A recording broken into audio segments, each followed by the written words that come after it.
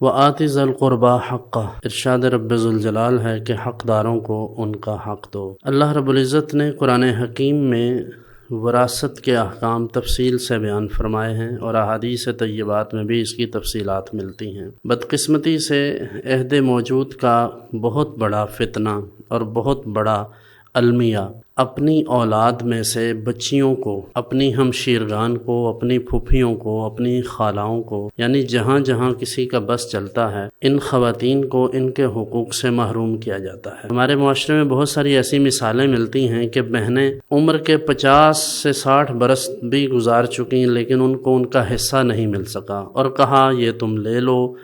ہم تمہیں دے دیتے ہیں، بس 2 مہینے، بس 6 مہینے، بس یہ کام، بس وہ کام، یہاں تک کہ ان کے دنیا سے چلے جانے کے بعد ان کی اولاد تک کو بھی ان کا حصہ نہیں دیا جاتا۔ ایسے لوگ اگر نماز پڑھ کر، داڑھی رکھ کر، تبلیغ کر کے یا جبہ و دستار پہن کر یہ سمجھتے ہیں کہ اللہ رب العزت نے ان کی نماز کے سبب ان کی مغفرت کر دی ہے یا مغفرت ہو جائے گی،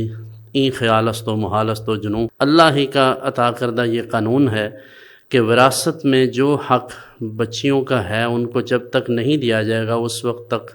نہ دینے والا بری و ذمہ نہیں ہو سکتا۔ اس لیے وہ لوگ جو دوسروں پر صدقہ و خیرات کرتے ہیں ان پر تو پیسوں کی اور دیگر اموال کی کثرت کرتے ہیں، لیکن حقداروں کو ان کا حق نہیں دیتے۔ انہیں اللہ کے عذاب سے ڈرنا چاہیے اور اپنی بیٹیوں کو اور اپنی بہنوں کو